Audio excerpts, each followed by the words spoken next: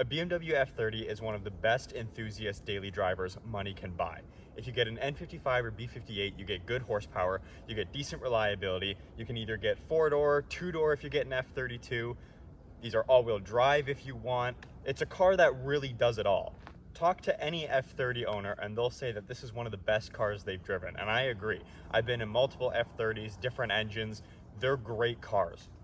But at what cost? For a car that can do it all, what are the downsides? Well, there is a handful, and today we're going to talk about them. One of the biggest battles of my life, and I don't have my scale. Of course, right? Why would I have my scale? We're starting off on the side of the car to talk about something that you can't see, which is the transmission. Now, this is the ZF 8-speed automatic, and what I'm about to say doesn't apply to the 6-speed manual. That being said, the ZF 8-speed is a fantastic transmission. I haven't had a single issue. No one I've ever talked to with these cars has had an issue. What I'm about to talk about is not a problem with the transmission, but it is a flaw in the design.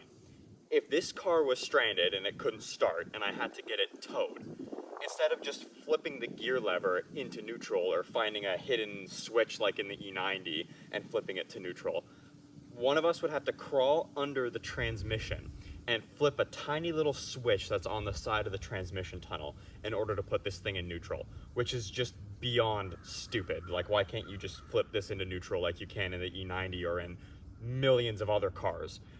But no, BMW had to make it difficult, so you have to crawl under the car and flip a tiny little switch that's hard to get to on the side of the transmission.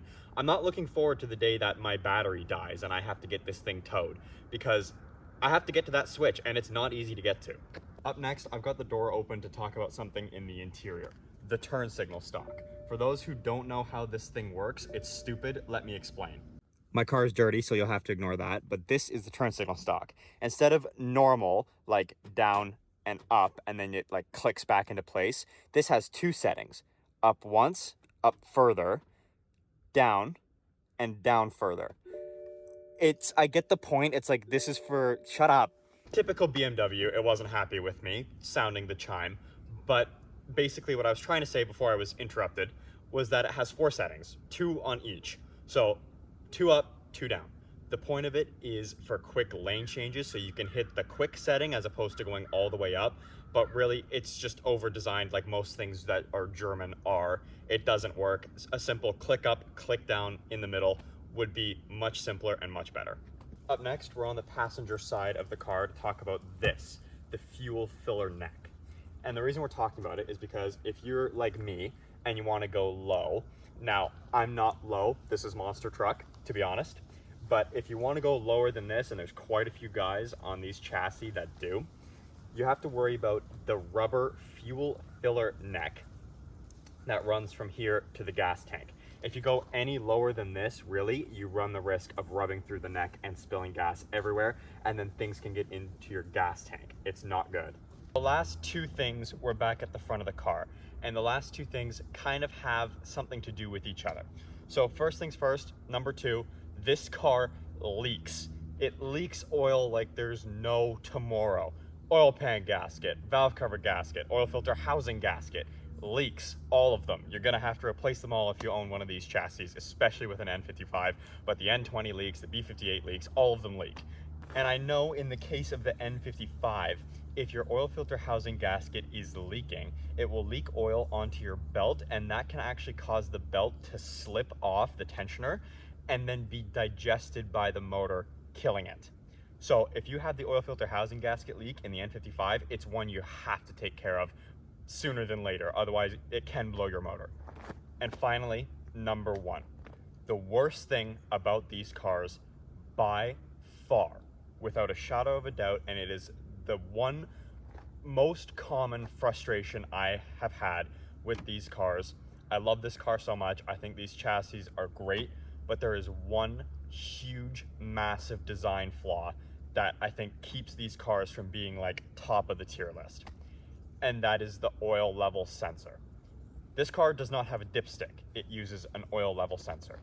And that might be the single worst design flaw in anything I have ever seen. It is terrible, it does not work at all. I have no idea how much oil is in this car at the moment. Why? Because my oil level sensor, although it works, gives me false positive readings. That's right, I need to replace the sensor in this car because it always reads full. I know this car is down on oil. It's leaking right now as we're speaking. But my car won't tell me that because the oil level sensor always reads full. Now, it wasn't always like that. This is more of a recent issue I've been having. But the oil level sensor always reads full. As you can imagine, that can get dangerous because the last time I did an oil change, I only dumped out 5 quarts instead of the usual 6.5 that this is supposed to have. And my car didn't tell me, which is the whole point of the level sensor. So it's a serious design flaw. So not only do these oil level sensors fail and then give you false readings, sometimes it'll tell you that you have no oil when in fact you have the proper amount. And sometimes, like in my case, it will tell you that you're full on oil when in fact you're down a quart or 2. Not only that, but the oil level sensor is so finicky on when it wants to work. For example, operating temperature on this car is about 115 degrees Celsius. When you start the car, the gauge is at the bottom, at 70. You can only measure the oil in these cars part way up from 70 to 90 degrees Celsius. So what that means is that if you want to check the oil in these cars somewhat often, which you're going to want to do because they leak, you need to find a route that you can drive on that gives you the perfect amount of driving time to check the oil.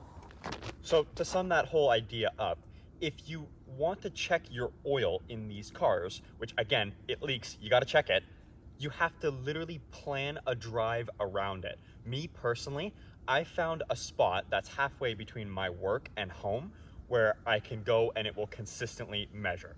So Anyway, little rant aside, it's time to wrap up the video. This is a near perfect car. I think that these are some of the best daily drivers that money can buy. The oil level sensor is just in there to bring it down a notch so other cars can compete. Anyway, thank you for watching. I hope you enjoyed, and get a BMW. They're great cars. To wrap this up, coming down the pipeline, I've got a new set of wheels that I'm gonna reveal sooner than later, and I'm gonna test fit on the car. Got big plans, maybe a wrap coming in the future for this car, so stay tuned for that. I'm gonna be making a little bit less car content going forth because it's now winter. As you can see, I'm in a jacket. It's supposed to snow soon. So I'll be making a little bit less car content, but I'll still be making car content in the wake of like modifying and fixing the car. So you'll see videos of me under the hood for sure.